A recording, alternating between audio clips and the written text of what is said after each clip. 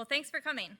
I knew this was going to happen. I was going to get up here and look at this room and I love my job. It's just fantastic. I have more clear things to say, I promise. But it's just, my name is Emily. I am the co-founder executive director of PFIC Network. I'm also a parent. My daughter, Cedar, she's 12 years old. She has PFIC type 2, BSEP deficiency. And she was diagnosed here in this hospital 12 years ago at the age of 5 months. And at that time, we didn't have this. We didn't really have any of this. We went for 3 years without talking to anyone at all. And it was a challenging diagnosis to navigate in that way. And so when we found the community, which was via Facebook, when she was 3 years old, our entire world changed. We didn't have any more answers, but we were with a group of people that were asking all the same questions. And the disease all of a sudden didn't feel rare. And we didn't feel alone. And that was a really important point, not only in my journey professionally or with the network, but just in life. And I didn't know it at the time. And so we came together a few years later and we said, well, you know, people can't wait to be connected to community when they have a diagnosis. And so we wanted to make sure that the community could connect upon diagnosis. And here you are. So for that, I kind of just want to acknowledge everybody and say thank you for coming, and really give you all a round of applause. So thank you for being here.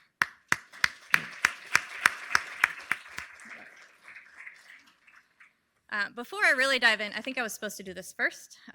We have some very important announcements. The restrooms are located on the second floor. Apologies, the first floor, I think there was some pipe burst thing going on, something out of our control.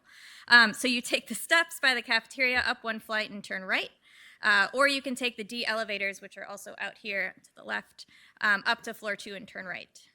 If you need continuing education credit, you must text your attendance. The information was on the rotating slides, so at some point, also in your email, and will be shown again on the break.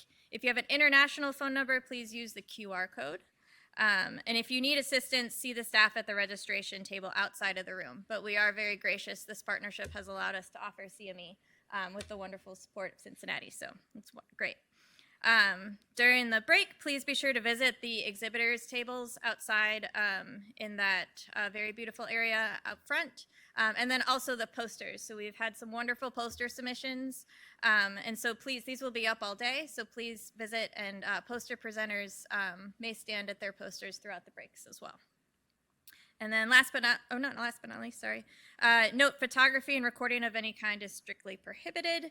And then if you are a speaker, and haven't picked up your bag, please see registration. Sarah, did I get all my logistics down? Yes. All right. So again, thanks again for coming, and thank you very much for Cincinnati and for the team at CURL, the Center for Undiagnosed Rare Liver Disease, for partnering with us on this event and co-hosting so that we could bring this all together. Dr. Asai here next to me, I'll let you introduce yourself in a moment, but we had this kind of vision to do these events together. So the PFIC network had spoken with the lovely folks at Cincinnati, and we had asked if we could bring the conference here to the center. And Dr. Asai and his team had the idea to host a research workshop in conjunction to that, and so now here we all are. So we're going to talk a little bit about the layout of what we've created for you here in a moment, but maybe I'll kick it over to you, Dr. Asai, to introduce yourself and give a little vision. Okay. Good morning. My name is Aki Asai. I'm a part of this center called CURL, Center for Undiagnosed Rare Liver Disease, and partner with Chunyu In, Dr. Chunyu, and Dr. William Ballisteri, and Emily Vincent. And today, I want to introduce this workshop that we want to have with PFIC Network. So this is workshop the research workshop. It's not a series of lectures. So this is to address the complexity and the controversy of liver research we are facing. And this is, I want to have this in a face-to-face format so that we can have an honest, very straight, and personal interaction to go through this research. So we want to have more discussion, and we want to invite the patient and family to join the conversation and throw the questions, because there is a lot of things that researchers don't know. And any insight, any question will wake us up, and we say, oh, we never thought about that. Oh, that's a good idea. Oh, we did not know about it. So please stay if you have time. I more invite the patient and family to join the workshop. So the outcome for this workshop is actually to forge the collaboration. Because we are here in person, now we know each other. So we want to share the data, we want to share the idea, we want to just challenge someone's idea, and we want to forge the collaboration, because this is the only way we can move forward. And I want to have a long-lasting collaboration endeavor together, because I don't think we're going to solve the problem of PFIC today, next week, next year. It's going to be a long-lasting research we have to do together. So I hope this is a meeting to start the collaboration all together.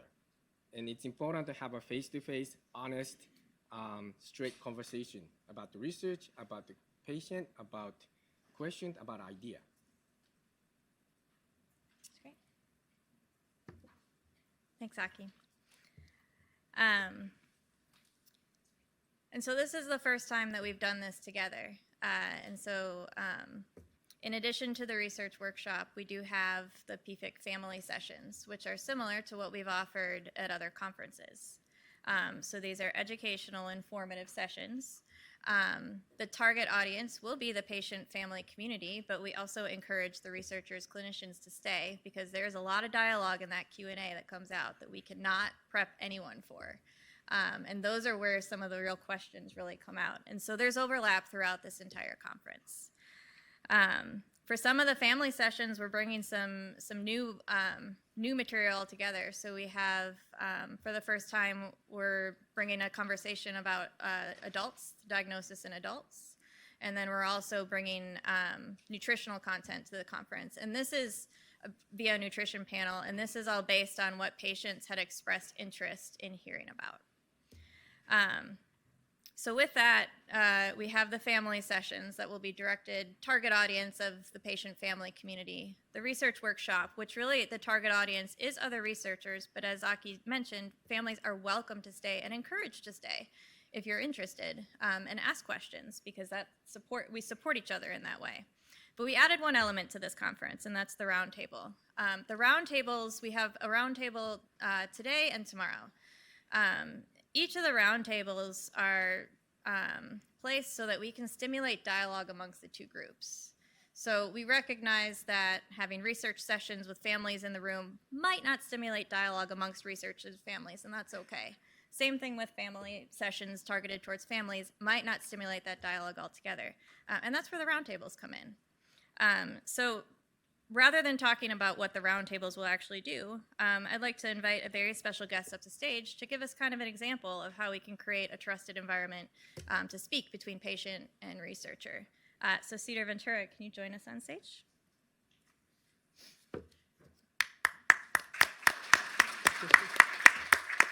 Can you go sit down?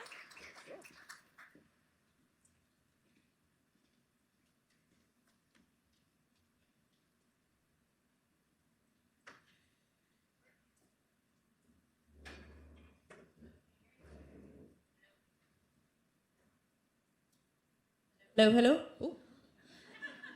We got this. This one. Okay, a little disclaimer. My daughter and our family are treated here at Cincinnati Children's, so we have a lasting relationship. But that is our disclaimer, and here we go. So, Cedar, thank you for joining us. Would you like to introduce yourself to the audience? Hi, I'm Cedar, and I have PFIC 2. PFIC 2, also known as Receptive deficiency. I'll say it in a more scientific way. And yeah, that's how I introduce myself. So what I want to talk about is specifically directed towards patients.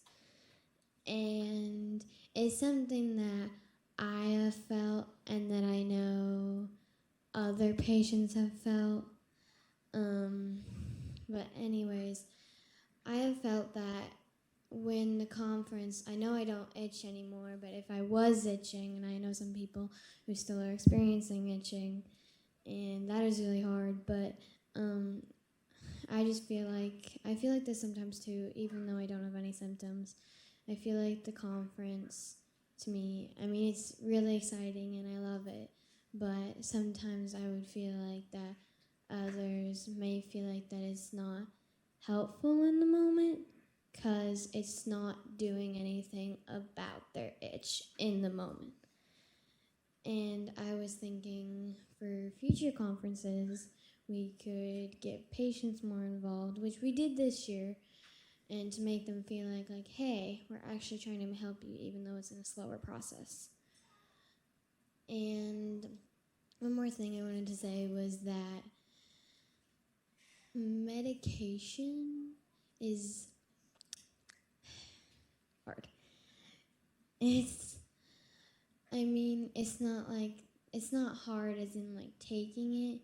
It's just sometimes it feels hard because when you're taking it, like, or let's say I am a very forgetful person. My parents are always reminding me, have you taken your medicine? Have you taken it? I'm like, most of the time I say no. It's my fault. Sorry, Michelle.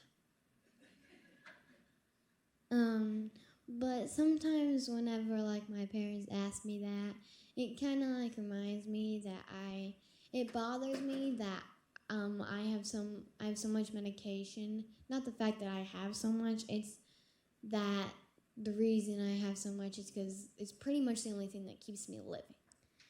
And I know sometimes that I'm not trying to be mean, sorry, Dad. But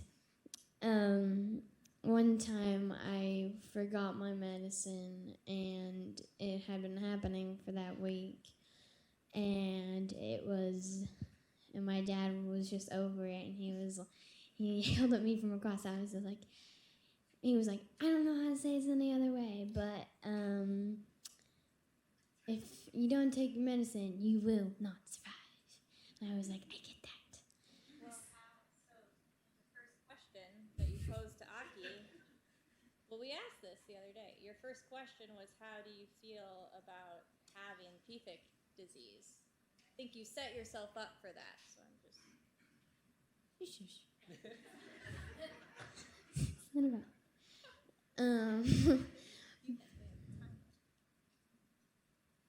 But I just feel like that sometimes, and I have talked to other PFIC patients, which is nice that I'm not the only one that probably feels this, is I just think that it's hard to take medication knowing that it's pretty much the only thing that can make me able to be close enough to like a normal person.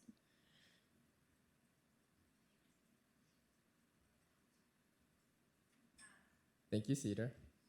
You talk more, much more than in clinic. That's in clinic. This is very informative. Thank you. Well, you might have this one. So Cedar, thank you for sharing your perspective, and I know you wanted to speak to the kids, the patients in the room, because often we talk as parents, and then we talk as parents and doctors, and parents and researchers, and researchers and researchers. And you've shared that, and so we appreciate you bringing that perspective. So I think you tell us very clearly how you feel about having your disease. But we have a question for Aki, and you asked this question for him. Do you want to ask him?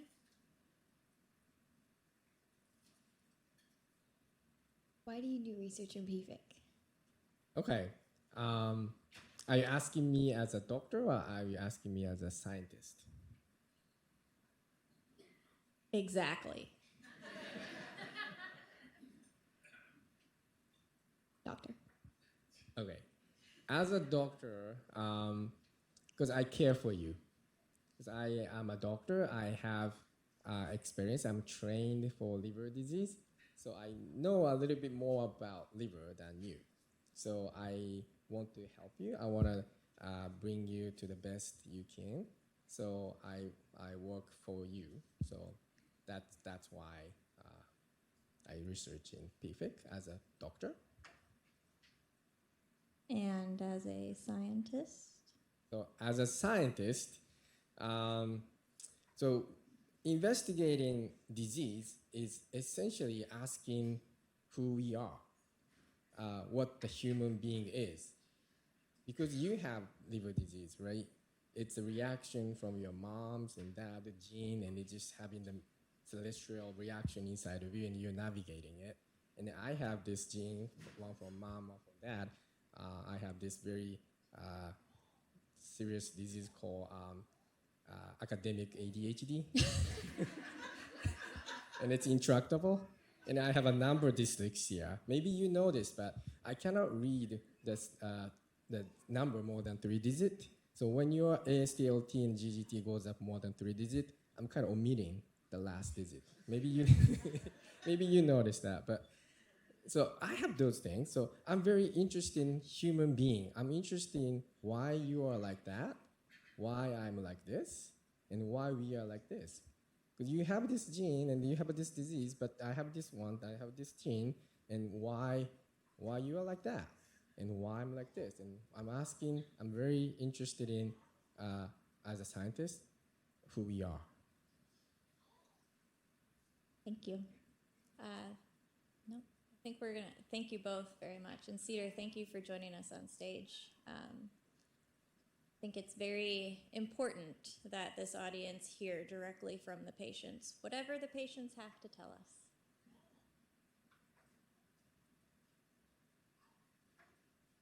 Yes, please. She has a very important announcement.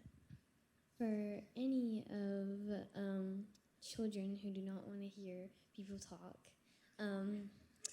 there are a bunch of little things out there like games and puzzles and thingies and drawing books. You can bring them in here or you can stay out there. Be real, that really can be for any adults in the room as well. So, yeah. But thank you very much, both of you, for joining us.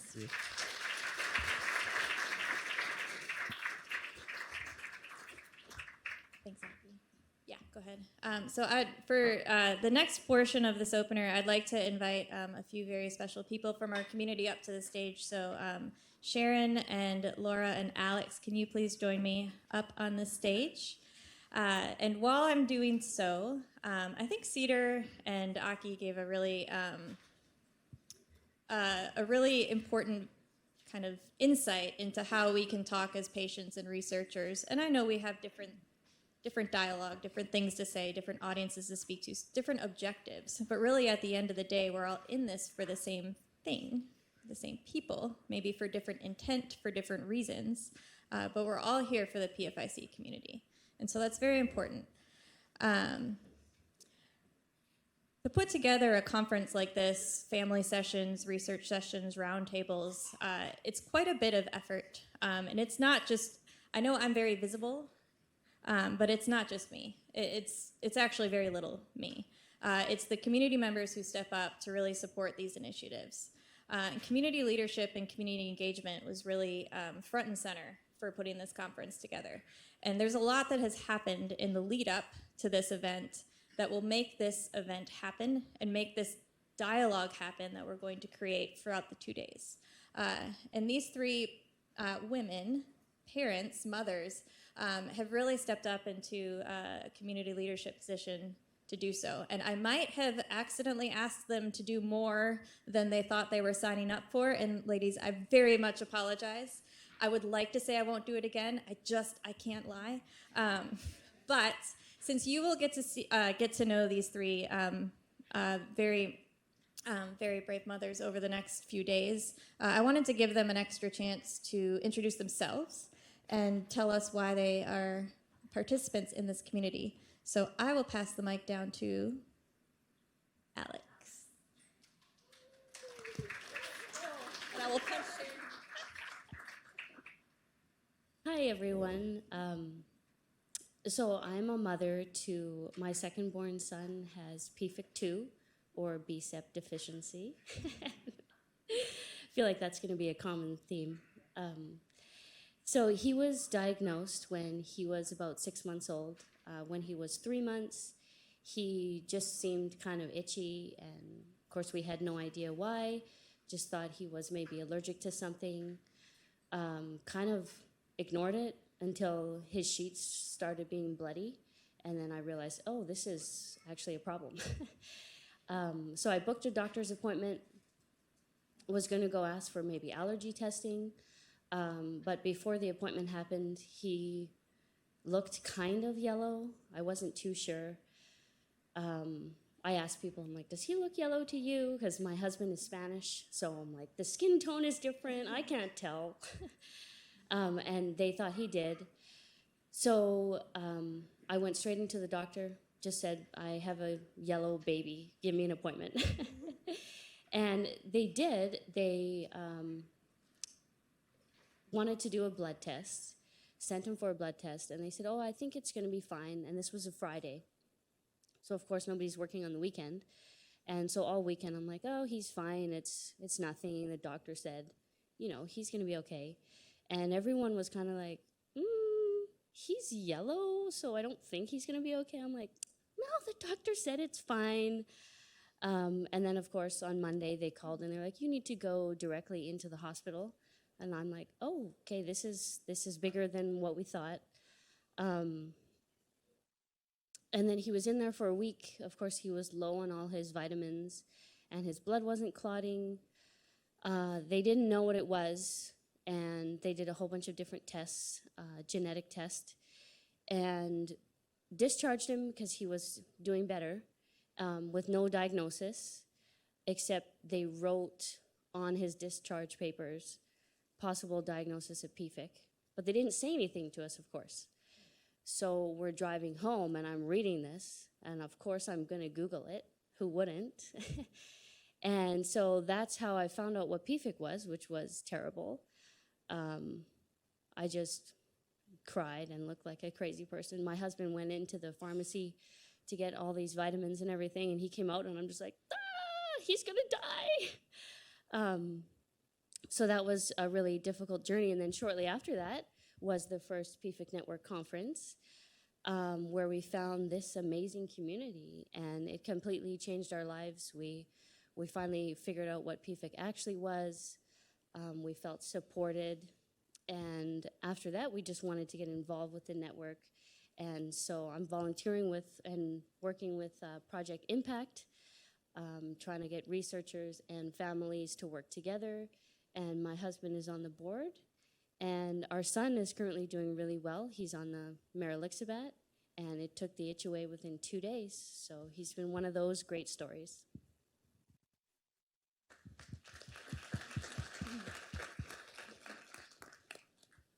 Hi everyone, my name is Sharon. I am mother to Tala, who's featured in that poster over there. She's not here with us today. 8-year-old with PFIC 1 or FIC1 deficiency. Similar story, I knew something was wrong at about 6 weeks, but as a first-time mom, all the doctors are like, she's fine, this is normal in a breastfed baby, she's fine. This was in the United Arab Emirates, in Canada, and in New Jersey, where my husband is from. So I was like, okay, she's fine. I'm just overreacting as a first-time mom. Little did I know. My daughter is, she's had a partial external biliary diversion. She's had a liver transplant, and she currently also takes Maralixabat for post-transplant diarrhea. Our PFIC issues you'll hear about a little bit later today, but mostly bowel-related and nutrition-related. My first contact with this community was through I think the contact form on the website in desperation, an email like, I need help, send. And I remember Emily reaching out. I was actually sitting in post-operatively beside my daughter's bed. She was 15 months old and had just had her external biliary diversion at Sick Kids. And I got like an invite into the Facebook group finally. And I was like, oh, thank goodness, like a community. So that feeling was of relief. And over time, within that group, I felt like I connected with people who actually understood what we're going through. And I was fortunate to attend the first PFIC conference, which I think was in 2019-ish. I've participated in some advocacy on and off as that has allowed, as the disease has allowed. So a few things that I've worked on is with the Canadian Liver Foundation, PFIC wasn't listed as a liver disease. So I worked with them to have it added to the website. It does need an update, but that's something that I'll hopefully be able to work on an ongoing basis. We've run PFIC Awareness Day activities in our community in Canada. As well, we've been admitted for a couple of PFIC Awareness Days in the hospital. So at Sick Kids on our transplant ward, we did a PFIC day, and I quizzed all the nurses, and we had a contest, and we gave some PFIC swag so they could learn a little bit about Tal as a patient who they know well, but more about like understanding her disease. I participate in the PCORI Project Impact and events like this as much as my schedule allows. But to be honest, most of my advocacy happens just in daily life, like making sure school is safe so that Tal can go to school, making sure that we find that really hard balance of quality of life versus medical care plan. And my daughter volunteers for Sick Kids Foundation. So she's a Sick Kids ambassador and helps raise money for our hospital. So you will hear more from me this week.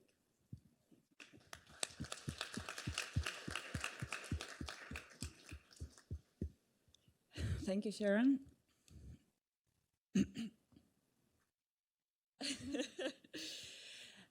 So I'm Laura Susoy. I'm the mom of a wonderful 8 years old almost. He's 7.5 kid who is called Luca.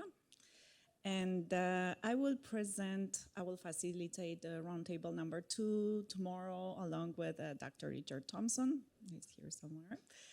So actually, his disease is the BSEP deficiency that we were talking about. Just speaking about Dr. Richard Thompson made me think about don't say PFIC 2, don't say PFIC 2. Our journey was a bit different than the classical PFIC because my son's deficiency was so extreme that he got so sick so fast. He got diagnosed at 2 months old. And by 6 months old, the disease destroyed his liver. He was in decompensated cirrhosis, liver failure, end-stage liver disease, kidneys were shutting down, the other organs were starting to shut down, so he only had hours to live. That was tough. And he got put on the top of the transplant list in Quebec. He was priority 0 because he was literally dying. And luckily he did live. He got a transplant and he's good now. He's going to school. It was super tough. I'm not going to go into details because I don't want to scare you off, but just to explain a bit that I had much more experience as a transplanted kid parent than I had as a PFIC kid parent. And in fact, when I reached out to this community and to Emily, I was wondering whether I should come or not to the first, conference, because I was telling her, like, I have nothing to bring to the table. I barely know the disease. We just had 6 months of hell in and out of the hospital, and she encouraged me to do so. So I'm happy that I did, because the disease doesn't end once you get transplanted, right? So seeing that my son doesn't suffer from the disease, but from the transplant side effects right now. And obviously, any emerging treatment won't cure him anymore. You might wonder, like, why am I still involved? Why am I still doing this? And that's another question that Emily brought me to think about and to share that with you right now. And I realized, it took a second, I realized that after the very long leave of absence due to the maternity, merged with the sickness and the post-transplant care and so on and so forth, when I came back to work that I love normally, I was just not seeing the purpose anymore. I was like, life is too short. I want to do something that really matters, that matters for someone, that is helping someone. And that's when I started to get involved with this cause. Obviously, it's dear to me because I can connect with it. I can connect with all of you. I'm in the same boat on one aspect. So everything that happened to us, Luca has been through so much in such a young age, and we as a family have been through so much. We were alone. We were scared. We had a lot of uncertainty. I would say I was traumatized, and I still am, by everything that happened. We had to make so very hard decisions, one of them being not offering a sibling to Luca, and that's something that we really not regret, but you know, it touches us still. The fact that it scared us so much, this disease, that we chose to have an only kid. We couldn't go through risking to lose another one in such a young age. So that's why the purpose of me joining the PFIC would be just simply to support families. Nobody should be through all this alone. Nobody. They should have a support team. They should have the information they need, the tools they need to be empowered to make the right decisions, those tough decisions that each of us have to do, so they could feel more good about that. And obviously, ultimately, we need to find a cure for it. But while waiting, let's support each other. And while we cannot change the past, I will just try to influence along with you and the clinicians and the researchers the future. So that's it. Thank you.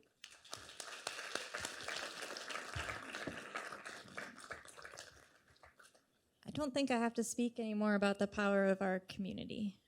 Thank you, ladies. You've done a wonderful job. Let's give them one more round of applause. Thank you so much. That's nice.